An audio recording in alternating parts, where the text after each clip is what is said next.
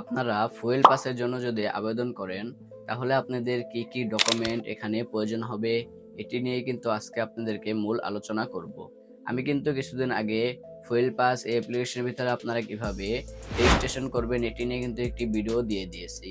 আপনারা কিভাবে রেজিস্ট্রেশন করবেন সেটা যদি আপনারা না বুঝেন সেই ভিডিওটি দেখে কিন্তু আপনারা রেজিস্ট্রেশন করে নিতে পারেন। আজকে আপনাদেরকে আমি দেখিয়ে দিব যে আমাদের রেজিস্ট্রেশন করার জন্য কি কি ডকুমেন্ট প্রয়োজন হয়।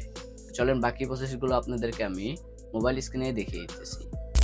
সর্বপ্রথমে এই জায়গায় আপনাদের যে এনআইডি কার্ডটি রয়েছে, এই এনআইডি কার্ডের এখানে আপনাদের নাম্বারটি রয়েছে, সেই নাম্বারটি এখানে দিতে হবে এবং কি যে জন্ম তারিখটি রয়েছে সেই জন্ম তারিখটি কিন্তু এখানে দিতে হবে।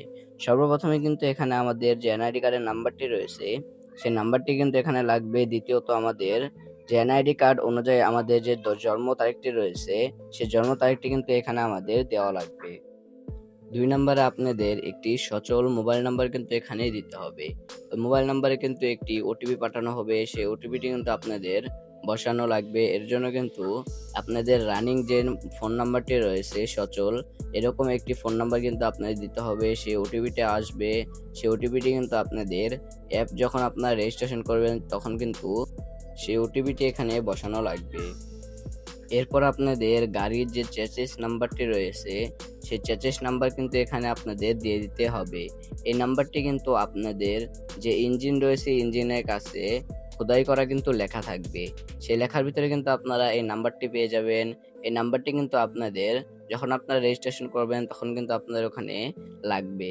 অবশ্যই আপনারা এটিও কিন্তু বের করে আপনারা ওখানে দিয়ে দিবেন। এরপর আপনাদের গাড়ির যে রেজিস্ট্রেশন নাম্বারটি রয়েছে সেই রেজিস্ট্রেশন নাম্বার কিন্তু আপনাদের এখানে দিয়ে দিতে হবে। যেমন ঢাকা মেট্রো 11 গ এর ধরনের কিন্তু আমাদের রেজিস্ট্রেশন নাম্বার হয়ে থাকে। সেই ধরনের রেজিস্ট্রেশন নাম্বারগুলো আপনারা অবশ্যই কিন্তু দিয়ে দিতে হবে।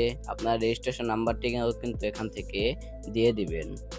এরপর আপনাদের এখান থেকে প্রয়োজন হবে আপনাদের গাড়ির যে ইঞ্জিন নাম্বারটি রয়েছে সেই ইঞ্জিন নাম্বার। এরপর আপনারা এখান থেকে যে আপনাদের গাড়ির ইঞ্জিন নাম্বারটি রয়েছে সেই ইঞ্জিন নাম্বারটি কিন্তু আপনারা দিয়ে দিবেন। সেখানে কিন্তু আমাদের থাকবে ইঞ্জিন নাম্বার চাবে, সেখান থেকে কিন্তু আপনারা অবশ্যই যে ইঞ্জিন নাম্বারটি রয়েছে সেই ইঞ্জিন নাম্বারটি কিন্তু আপনারা এখান থেকে দিয়ে দিবেন।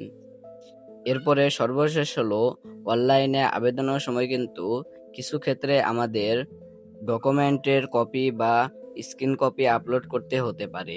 অবশ্যই কিন্তু এটি যদি আপনাদের সেখান থেকে আপলোড করতে হয় তাহলে কিন্তু অবশ্যই আপনারা এখান থেকে এটি আপলোড করে দিবেন।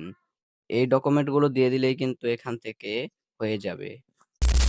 এই ডকুমেন্টগুলো হলেই কিন্তু আপনারা ফুয়েল পাস এই অ্যাপ্লিকেশনের ভিতরে কিন্তু আপনারা রেজিস্ট্রেশন করতে পারবেন।